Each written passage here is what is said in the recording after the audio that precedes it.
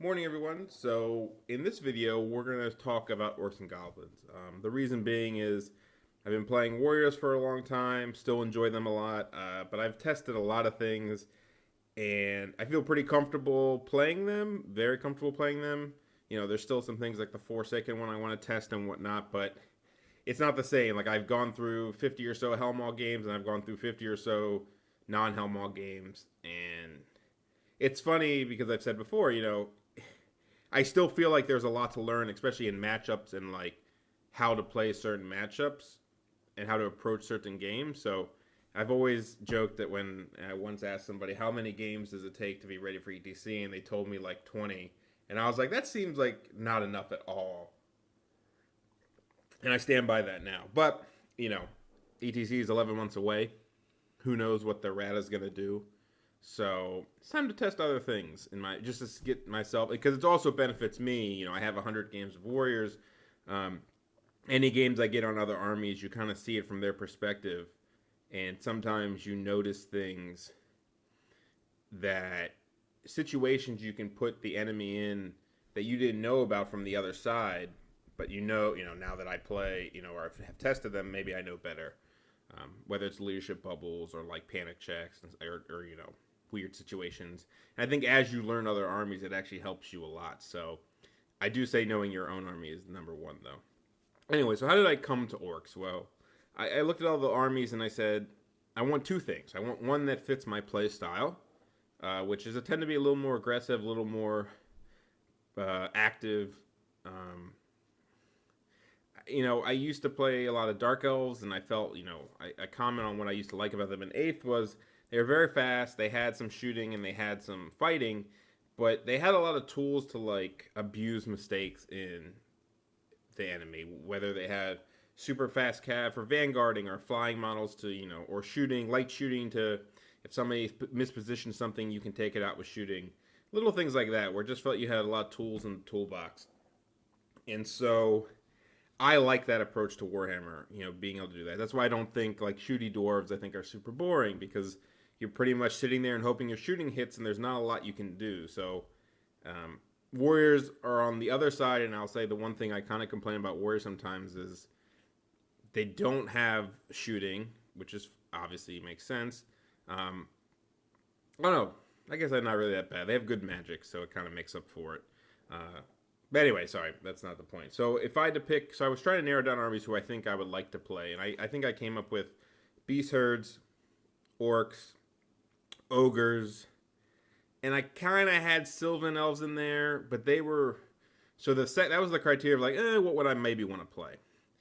Because maybe the new Dark Elf book, but it's not out yet, and I'm not playing the old one.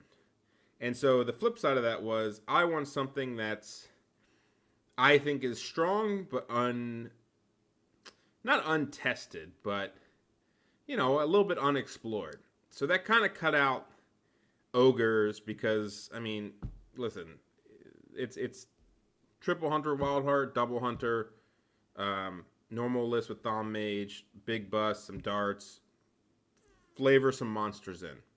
There's some other weird builds up there that I think the two cannons have some play, but there's not much to like explore, right? In my opinion, at least. You basically only ever take the one wizard, and you always do it. You don't take great cons. You take hunters as much as you can. The core is pretty boring. Boring is the wrong word. I feel like ogres would be really fun to use, and they can abuse mistakes, but I just don't feel like that is going to give me what I want right now. And so that kind of kicked out beast herds too because we have the cow list or the variations of the cow list, and I'm sure I'd like beast herds. I think I would beast herds and ogres would be two armies I think I would play very well. I would do well with my style if I learn them, kind of like I did with warriors. Whereas I don't know if that's the same for orcs, but they have so many options out there to test, and there's not really like a premier orc player, right? I've heard of some very good players from France. And I know the Polish guy Arthur, who doesn't really play anymore, was very good with them. But there's not like when you think high elves, you think Furion. When you think Beastman, you think Cal. When you think I don't know, ogres. I know Thomas. Well, Thomas plays everything, so he's not really fair. He plays high elves too, but you know what I mean. They had like premier players who like always play them, and so orcs. I like I said, there's a lot of good players that play them, but I don't know. They don't get as much limelight. I know they've got some nice buffs recently, and so I think part of the reason for orcs being kind of under the radar, and if you talk to a lot of top players, especially during like the Ocho and all these tournaments, orcs are one of those armies that people are like this fucking. They think this book is really good, and it could be the on paper effect of orcs. I think orcs have a very strong on paper effect because you're like, oh shit, look at these. You look at a list and you're like, this is very strong. And then maybe on the board it gets abused a little bit because it's either slow or it needs the leadership bubble or this or that. And at the same time, I think it needs like really good players who like commit to it. But then you kind of have the opposite problem that maybe ogres do, for example, and even warriors to some extent. I mean, if you don't play a helm wall, you're pretty much playing elders, Feldrakes. Take some core for scoring, and then pick your heroes. Do you want mage, heralds, or chaos lords? Right? And there's nothing wrong with that. But orcs, you know, you go through this book, and there's just a lot of shit in this book. A lot of little fun things, and it really, you know, before I even made this video, I've tried to make lists, and I've tried to look at old lists of players who did well at ETC, or just people from other tournaments, like Polish tournaments. And it's just so... There's some common themes of, like, units that they like, but it's not as apparent as, I don't know, ogres is, or warriors. And so you get this analysis paralysis where you start to make a list on new recruit, and you're like, oh, I want this unit. And then you're like, oh, but I like this as well. You know, I like the Mad Gits with the Vanguard and the Relentless Banner, but that's like, you know, 550 points for the unit, and the character is another like 200. And you can start putting all these characters to go with it. But then you're like, maybe I don't want that unit. I want a big savage block to kind of be my center and, you know, get the born to fight rule and abuse that. And then but that changes everything. And so it's very difficult to fit everything you want, but also because it kind of all has to work together, it's not as easy to interchange pieces. And I've been having a lot of trouble making a list. And obviously, you know, I think I like that about orcs, that there isn't like a set template as some other armies have.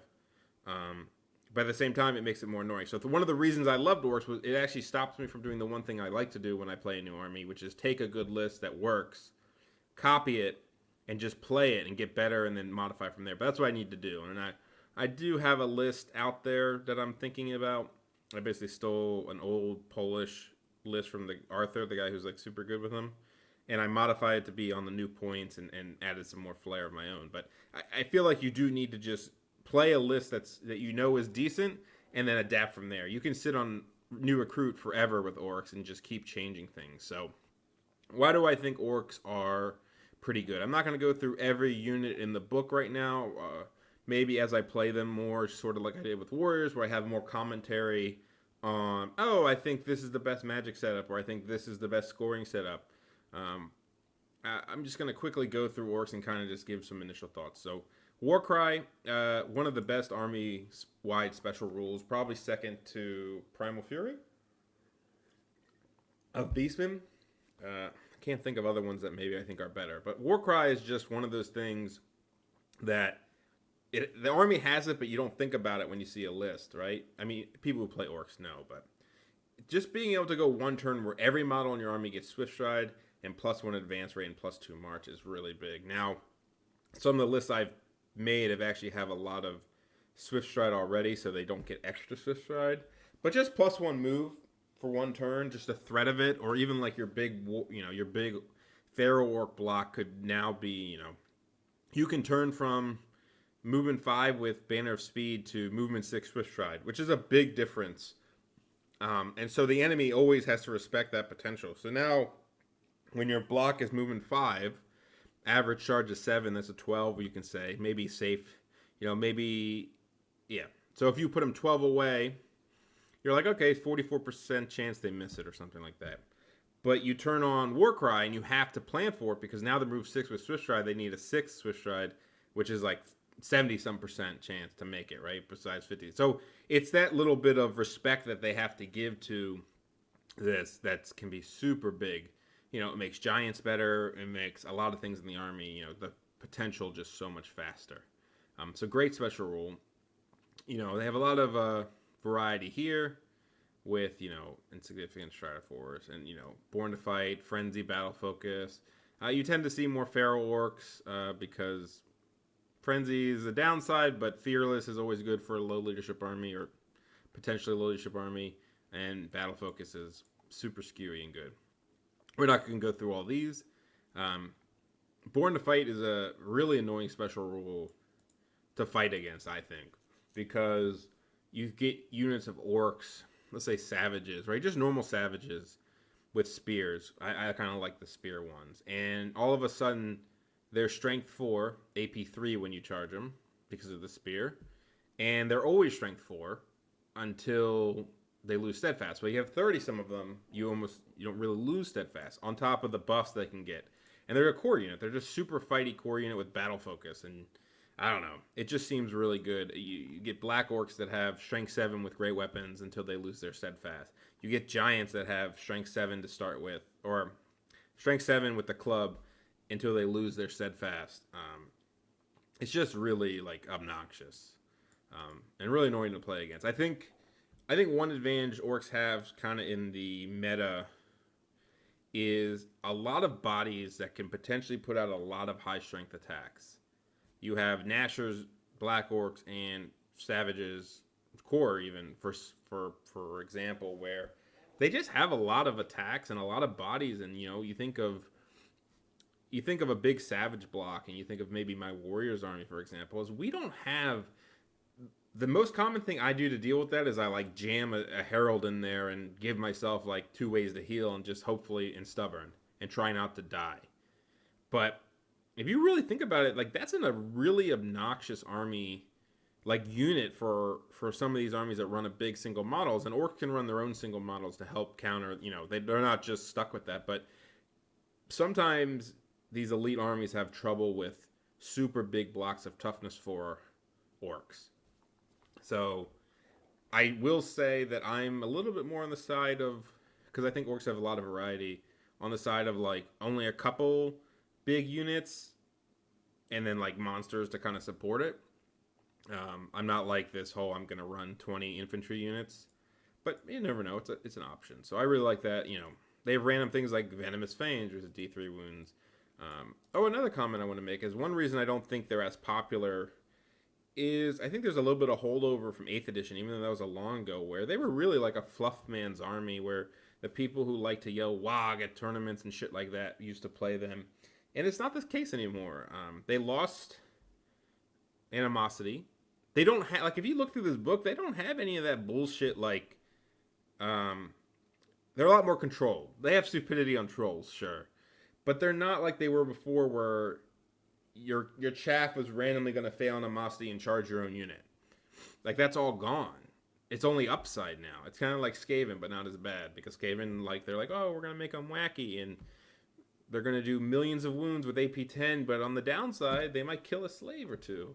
Or they lose their strength 6 shots on their, you know what I mean? Stupid shit like that, where they took a lot of the downside risk of Orcs away. And so I think that mentality mixed with lots of options and a lot of models have kept a little bit of people away. And who knows? Maybe I'm completely wrong, but it's just what I've seen. And then again, like I said, I think a lot of good players pick them up once in a while, but there hasn't been as many like, I am an Orc player, I embody Orcs, and I play everything. And they've gotten some buffs lately, so maybe they'll become more popular. I do expect them to become a little more popular, but they're very intimidating to like look through the book. I've had a lot of trouble. Hereditary spell, good hereditary spell. Reroll to hit against units. I mean, it's a hex, so that's kind of nice because if you have multiple units, it counts for everybody. I'm trying to think if it's ever worse than Ancestral Aid. Yeah, because if you beat something and overrun, you don't get it. It's a hex, so MR. and the range. Technically, you don't have the back of your unit to be, but still a great hereditary. I mean, they have a lot of their access to lures is really nice for buffing. I mean, you talk about that Savage Orc bust I talked about. Between this spell and number one on shamanism and even like lowering toughness with thaumaturgy or flaming swords, there's a lot of ways to like buff this unit in combat. I also really like Mammoth Stabbers, which are like randomly good versus monsters if you get the charge. But and then we start going into like the book itself. And as I said, I don't really want to get into the details because I think that's something for after I play a little bit and maybe get into the army more. But I think I can talk some high level things about what I like. I think they have very nice special items. I think most of them have uses. You don't see this one too much, though. There is units you can put quick to fire on. What is this? Is that lightning strike lethal and become magical attacks? Paired weapons. That's not bad. This isn't too bad. I thought it was worse.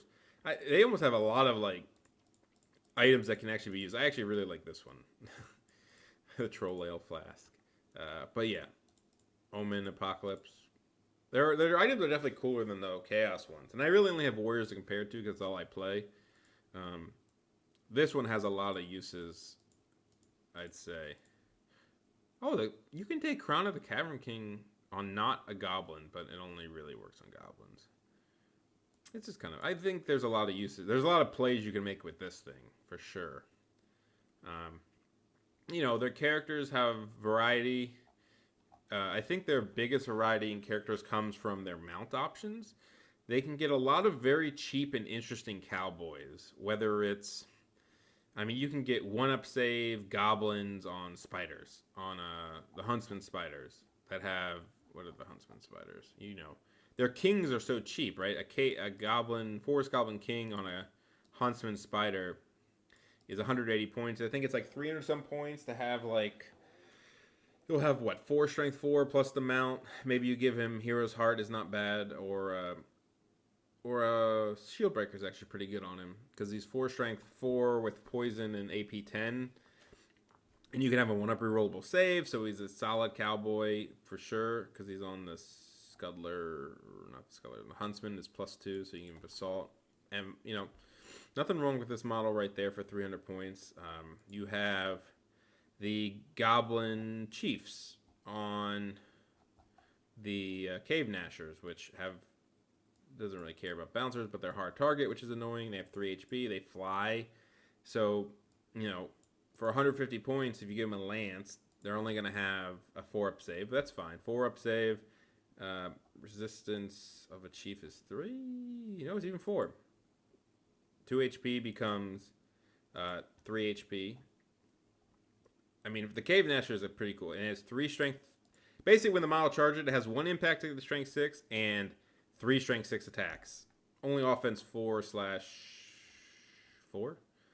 3, but that's not bad for 150 points. That beats that, flanking a knight unit, holding up units. It's pretty actually obnoxious. So they have a lot of cowboy choices. And not only that, the chariot upgrades for a lot of their heroes, their mages are pretty cheap too. So like an Orc Adept on a chariot's like 270.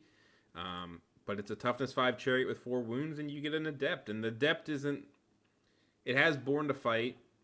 It's not a fighter by any means. Actually, let me find the Orc Shaman here. It has 2 strength 5 attacks on the charge. That's actually pretty good. Wow. Do they get... Yeah, they get the... Yeah, an Orc Shaman on a chariot is 270 points with an Adept. It has a light armor, +2 there. It's a 4-up save, resistance 5, 4 HP. He has 2 strength 5. It has a 1 strength. It actually puts out a good bit of attacks for 270. And you're a mage. I think there's a lot of things in characters that are really nice. And then so we go to core, Orcs, Ed Bashers. They have nice riders there. I think the core, there's some really things I like big Orcs, big Feral Orcs, Goblins. I've seen big Forest Goblin units with spears because they get poison attacks. I guess common Goblins get light armor. if they take shields, I mean, they could be bunkers if you need it.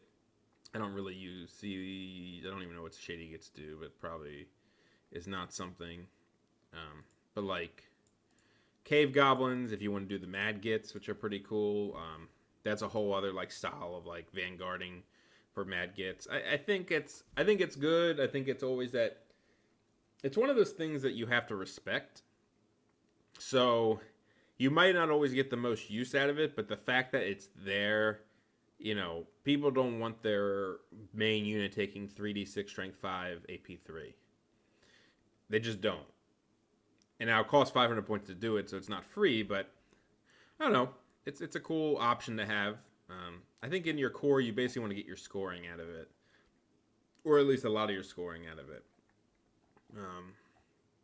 Then you go into special. So one thing I like about orcs, if you compare it to maybe say warriors, is I think they have more units that do like different things, compared to.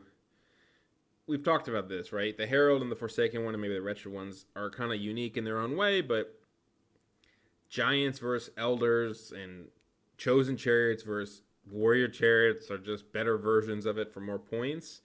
Whereas I think you get a little bit more variety in, Feldrakes versus Chosen Knight Sec. You get a little bit more variety here where it's like Wrecking Teams or Nasher Herds or Chariots or whether you get single Orc Boar Chariots, which are pretty nice for their points. I mean, they're a 4-up save. I mean, you compare this to a Chaos Chariot, right?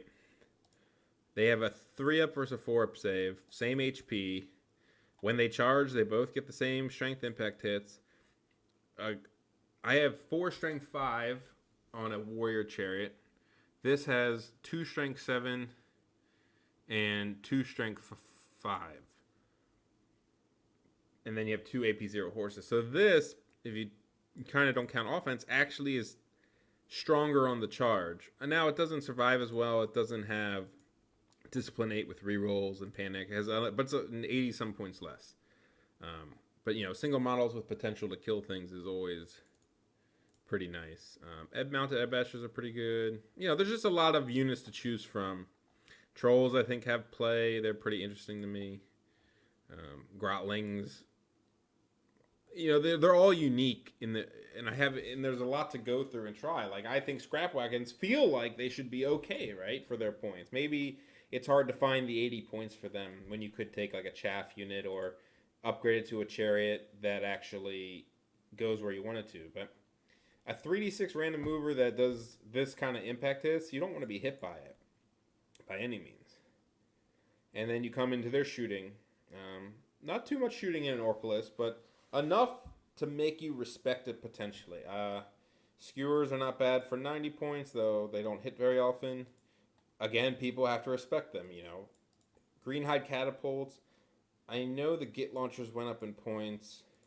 I do think the splatters are pretty solid generally. It's just one of those items, one of those units that's for 165, you kind of sit it there. I don't think you need the Orc Overseer for 20 points personally. You normally see monsters over your own units and stuff like that. But, you just take 165, maybe 2 of them, and you sit there and you say, all right, if you hit a monster and do a lot of wounds to it, A+. If not, whatever. I don't know. I'm tempted to take like a little bit of shooting just to make people respect it. Though I think you can go all aggro too. And then you come to the monsters where I think both of these monsters, giants are obviously very good. It's funny because we talk about how the giants get the Born to Fight, and so they're strength 7 and stuff like that, and they get the war cry, so now they become 8 swift stride when you need to instead of just 7 normal. They benefit a lot from all the rules, yet I think something like a Great Green Idol is super strong. I think Res 8 is underrated. Not underrated, we all know it's good, but against a lot of armies, being Res 8 is just super obnoxious. Like Warriors, for example. I come in from a Warriors perspective where we're a lot of strength 5 and 6, and Res 8 is actually pretty difficult to deal with. And with 6 HP, even. And then Gargantulas, I think, are super nice as well. Main thing I like about them is a lot of attacks. On the charge, they have 8 strength 4, and 8 strength 5. They have the one random D3 wound thing, or D3 plus 1 wound. But they're toughness 6, 4 up armor, and 8 wounds. And Strider, which is actually randomly nice. And Stubborn, where if you keep it near the general, it's super nice. Like they say, they're just a very nice monster. And actually, this model is very good with either rerolls to hit or even more so the shamanism spell, the 1/1 strength spell, because it's just so many attacks to buff. I mean, the 8 goblin attacks when it charges is not to be underrated by any means. You never know, you can pop some. And if against infantry, it's, if you're trying to single out a character or like a shaman or a mage, it's pretty nice to try to throw wounds on it, especially since it's different agility steps. Again, I like the Green Idol. I don't know. I haven't played any games yet with them. I've played against them a couple times. Nashers, we all know why they went up in points. They're just so, 2 strength 5, offense 4, AG 2 for pretty cheap. It's just one of those armies that if you don't have either like shooting or you catch them in the flank or so, like you just take a lot of wounds killing a lot of this shit. That's the problem like warriors have too, where you can just die or lose half your army trying to kill them. Things, Goblin Wolf Chariots, movement 9, D6 plus 1 impact hits. Take a unit of 2 for 220. Charges in. Right, they have light lances, so you get 1, 2, 3, say a unit of 2 of them, right? You're going to have 4 strength 3, not too good. You're going to have 6 strength 4, and then 2d6 plus 2 impact hits for 220. If it dies, it dies. Sure, it's 220. But you can go into like knights and monsters and really put a hurting on them on the charge. And depending on the buffs you get, whether you get, plus 1 strength obviously works on the impact hits. So now you're 2d6 strength 6, or you -1 toughness because of Thom. There's a lot of good magic you can take in Orcs, where you have easy access to, one list that I know the Polish guy took is he took a level 4 Thom and 2 Adepts on Chariots, 1 Goblin, 1 Orc, and he took, I think, a Shamanism and then a Pyromancy Goblin.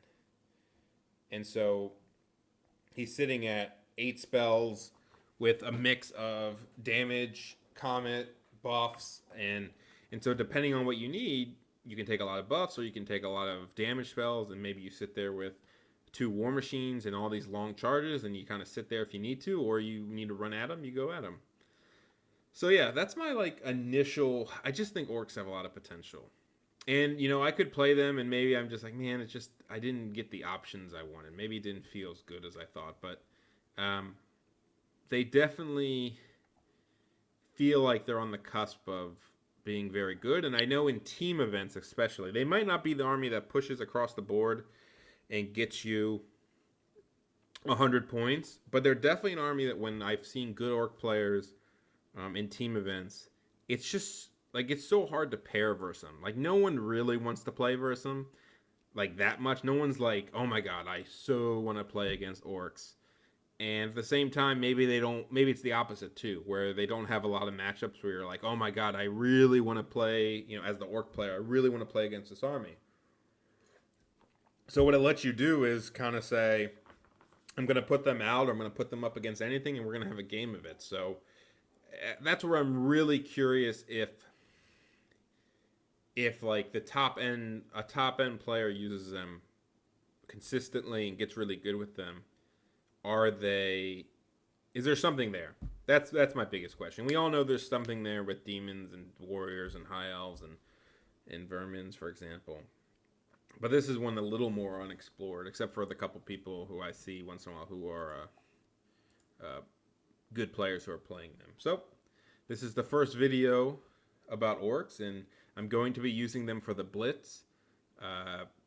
Don't have a list yet, but when I do, I will make a video talking about it. So thanks.